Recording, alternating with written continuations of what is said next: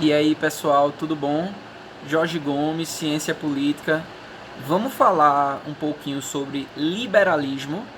Esse é um termo muito mobilizado pelo debate público, a despeito de ser pouco compreendido em profundidade. Para a gente falar bem sobre o liberalismo, é necessário a gente dar um passo para trás e lembrarmos por que o Estado é importante. E quem foi o principal teórico que pensou sobre a importância do Estado? Bom, certamente foi Thomas Hobbes. Thomas Hobbes que vivenciou lá na Inglaterra uma situação de guerra civil. Hobbes, ele nos mostra como o Estado, ele, a despeito de por vezes ser despótico, ele é uma solução para uma situação ainda pior, que seria a anarquia. Então o Estado seria um ente necessário para que houvesse a sobrevivência das pessoas, ok? Por quê? Porque sem o Estado haveria, na concepção de Hobbes, um quadro de guerra de todos contra todos, onde cada indivíduo seria levado racionalmente a guerrear com seu semelhante para evitar uma situação onde ele fosse suprimido nas suas liberdades individuais pela liberdade do outro. Então, as pessoas iriam abrir mão de cada um de algum grau de suas liberdades individuais em troca de proteção estatal. Esse é o contrato social que Hobbes fala. E aí Hobbes cria uma figura, tá? Uma alegoria, um artifício retórico para mostrar como seria uma sociedade sem o Estado, que é justamente o estado de natureza, que não necessariamente foi um momento histórico, tá? Não necessariamente foi algo que existiu de fato, mas sim uma maneira da gente pensar, da gente imaginar como seria uma sociedade sem Estado. Ok? Então demos um passo para trás e entendemos por que o Estado é importante. Bem, se o Estado é importante, se o Estado é necessário, também é necessário que haja limites e amarras a essa figura do Estado. É necessário, óbvio, que as autoridades não sejam arbitrárias, que as autoridades não ajam como bem entenderem. Isso é a crítica que o liberalismo vai trazer. Então, o liberalismo é uma espécie de resposta ao absolutismo monárquico. O liberalismo é uma resposta ao absolutismo, ao Estado despótico, ao Estado desenfreado. Ok? Então, o liberalismo ele vai enfatizar de maneira muito forte a questão das liberdades individuais e do indivíduo. É uma noção não coletivista, nem uma noção orgânica da sociedade, mas uma noção muito individualista, tá? Que preza pelos indivíduos. Um marco histórico importante que a gente pode citar em relação ao liberalismo é justamente a Carta Magna de 1215, assinada lá pelo rei João Sem Terra, o famoso rei da Inglaterra, rei João Sem Terra. Um grupo de barões foi lá e entregou para o rei um documento que dizia que o rei devia se submeter a certas regras, certo? Essa foi a Carta Magna, que é aí um marco do constitucionalismo, tá? Do direito constitucional e do liberalismo. Afinal, Constituição, constitucionalismo tem tudo a ver com a noção de lei das leis. As leis sobre as quais as autoridades devem se submeter, porque elas não podem tudo. A Constituição geralmente garante uma série de liberdades negativas. Como assim liberdades negativas?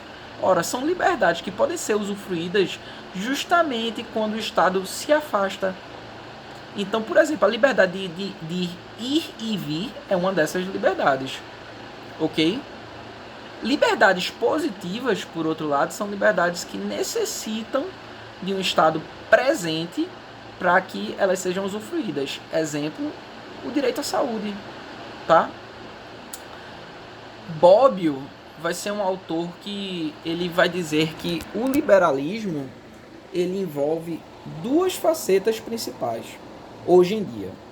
Seria o Estado pequeno, o Estado limitado e o rule of law, o Estado de direito, o império das leis, ok? A regra das leis. Então, só o Estado pequeno, ele não seria necessariamente liberalismo. Por quê? Não seria necessariamente um Estado liberal. Ora, você pode muito bem ter um Estado pequeno, mas que seja um Estado arbitrário, despótico, pessoalizado. E você pode, por outro lado, ter o rule of law, ter o império das leis e ter um Estado agigantado. Então, só um dos dois não é liberalismo. O liberalismo seria o império das leis, um Estado que respeita a Constituição, tá? Que é impessoal, que não é arbitrário, que não é autoritário e, ao mesmo tempo, um Estado reduzido, um Estado restrito às suas funções clássicas, segurança pública e manutenção de alguns serviços públicos básicos. Esse seria o liberalismo hoje em dia para Bobbio, ok? É certo que a visão que as pessoas mais gostam de citar a respeito do liberalismo é o liberalismo na seara econômica. E o autor mais clássico que falou sobre isso foi Adam Smith. Adam Smith traz aquela noção do laissez-faire, deixa rolar, deixa ser, certo? Então, as transações, o sistema de mercado iria se autogerir. É aquela noção da mão invisível, tá? Através da competição entre as partes, sem a interferência do Estado, haveria aí uma situação ótima de troca de bens, ok? Essa é a noção do liberismo, tá?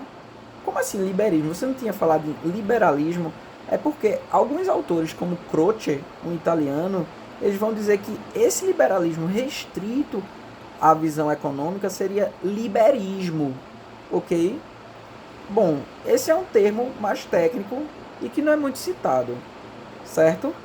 Mas, no geral, é importante dizer que essa divisão entre liberalismo econômico e liberalismo político, ela não faz muito sentido, porque o liberalismo é um todo, e a gente não pode só pensar aquelas partes do liberalismo que a gente gosta, tá? Por esse motivo, não faz muito sentido a gente falar em liberalismo econômico a parte de um liberalismo político. Ou também não faz sentido a gente falar numa pessoa conservadora nos costumes e liberal na economia. Esse é um Frankenstein que na prática existe sim, porque a realidade é paradoxal, mas que é muito difícil de se sustentar em termos teóricos e práticos. Por exemplo, como é que a gente vai pensar um cara que é conservador na sociedade, conservador na política e liberal na economia, lidando, por exemplo, com o mercado das artes? Ora, se você é conservador na política e na sociedade, você vai ser a favor de restrição a obras de arte que contenham, por exemplo, nudez, erotismo, provocações, enfim. Mas sendo que você não é liberal na economia, e agora? Como é que tu vai sustentar as duas coisas? Como é que tu vai querer que o Estado intervenha em certas coisas e deixe de intervir em outras? A gente sabe que a economia faz parte da sociedade, então é muito difícil apartar o liberalismo econômico do liberalismo político. Tem vários autores liberais que são muito citados. Eu vou falar para vocês alguns deles, só para vocês terem em mente aqui. Talvez o precursor do liberalismo seja Locke, tá? Que enfatiza muito a figura do indivíduo. Mas os autores liberais que vão trazer as reflexões mais interessantes para os dias de hoje são, sem dúvida, Mises, tá? Que até traz de maneira muito progressista uma discussão sobre a liberalização do uso das drogas.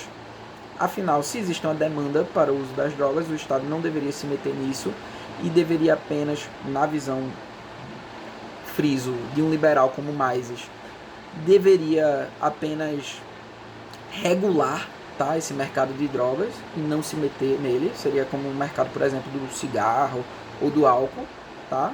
Então você tem esse liberal famoso, Mises ou Mises para alguns. Você teria também John Stuart Mill, outro liberal bastante citado, que estava aí preocupado com o problema da ditadura da maioria. Afinal, você pode ter muito bem um processo plebiscitário que, através da regra da maioria, tá, cria uma maioria desenfreada e apaixonada que iria esmagar minorias, ok? Por isso é necessário regras de proteção às minorias. John Stuart Mill vai frisar isso, tá? E frisa aí a questão da proteção às minorias, ou seja, esse não é um discurso estatista, mas um discurso liberal, tá? O discurso da proteção às minorias é um discurso liberal, ok? Claro que as soluções para isso podem muito bem trazer a figura do Estado, tá? E você tem pessoas que defendem o Estado e vão defender também a proteção das minorias, mas essa não é uma discussão, como vocês estão vendo, que é monopólio da esquerda, por exemplo. Não, os liberais eles também estão preocupados com isso, tá? Então a gente falou de Mises, a gente falou de John Stuart Mill, outro corpo de autores muito citados são os federalistas nos Estados Unidos. Hamilton é um deles, tá? Madison é outro, ok? Para quem quiser pesquisar e se aprofundar um pouco mais no assunto. E talvez o papa do neoliberalismo mais moderno seria Milton Friedman, ok? Todo esse assunto sobre liberalismo é muito atual. Ora, você tem aí essa situação de quarentena que a gente está vivendo e uma discussão de cunho liberal seria justamente a legitimidade das medidas que impõem que você deva ficar em casa. Pessoas mais liberais, ferrenhas, vão dizer que o Estado não deveria se meter nisso. Outros, mais pragmáticos e defensores de uma atuação estatal forte, vão dizer, ora, nesse momento excepcional, as liberdades individuais devem ser limitadas em prol da coletividade. Ok? Então você tem aí uma discussão liberal muito importante que está aí na crista da onda hoje em dia. Outro ponto que é bem mobilizado é a questão da Lei Rouanet. Não sei se vocês sabem, mas é uma lei de modelo bastante liberal.